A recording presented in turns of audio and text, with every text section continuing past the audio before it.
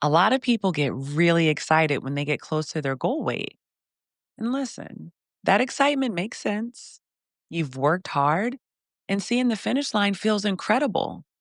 But here's what I need you to hear: maintenance is not the finish line.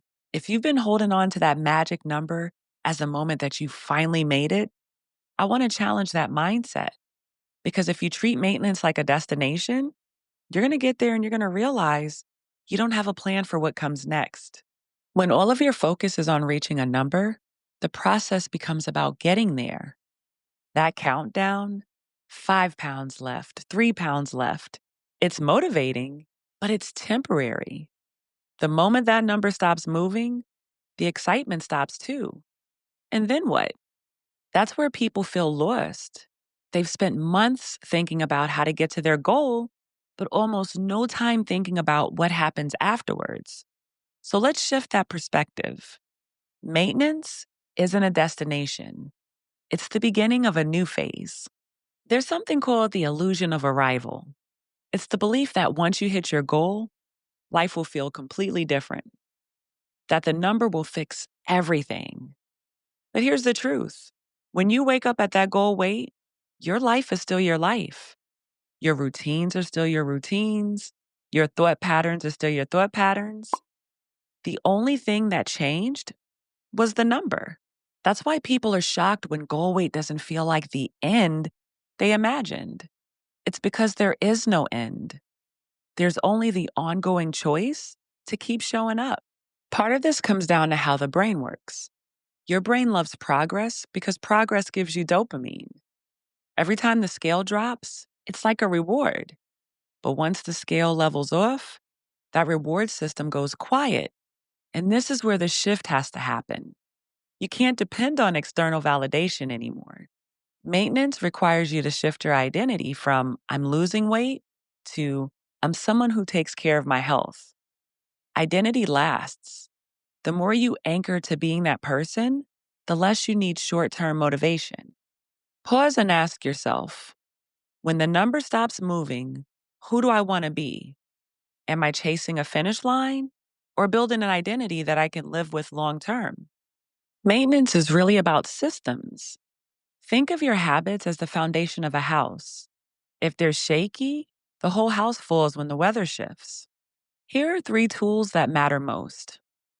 One, habit audits. Look at the habits you built while losing weight. Which ones feel realistic long term? Which ones won't last? Keep what's sustainable and adjust the rest.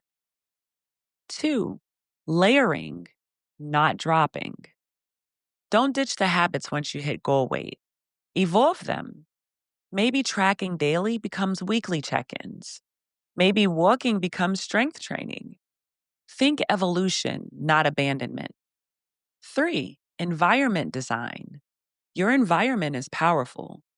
If the first thing you see in your kitchen is snacks, that's the easy choice.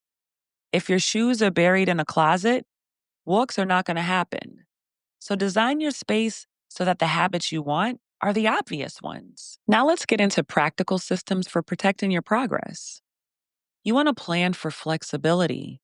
Life isn't perfect. You'll have vacations, stress, holidays, and they'll test you. Maintenance, it just means guardrails. Maybe it's a minimum number of workouts, a nutrition baseline like always include protein and veggies.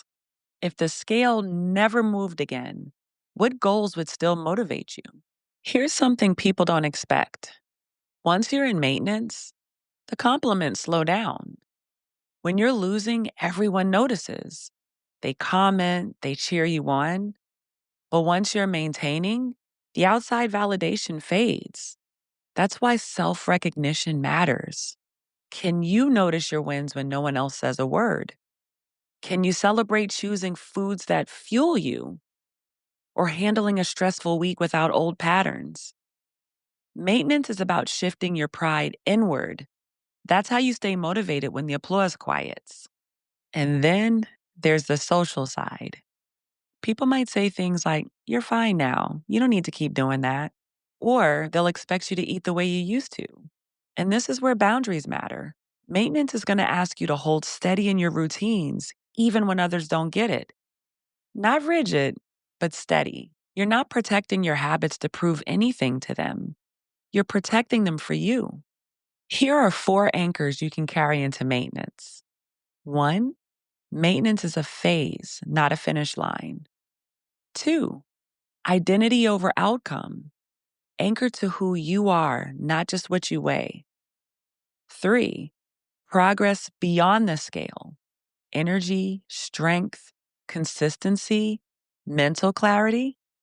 And 4, consistency over perfection. You don't need perfect days.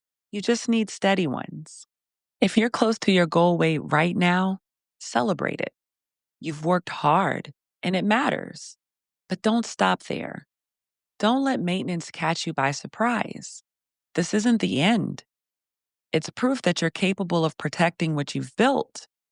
It's the phase where your identity gets stronger. So here's my challenge. Don't just think about the number. Think about the life you want once you're there. What does your routine look like? How will you celebrate wins when the scale isn't moving? If today's video resonated with you, I want you to type "maintenance is not the end" in the comments. And remember, we can share our journeys, but we should never compare them. Bye.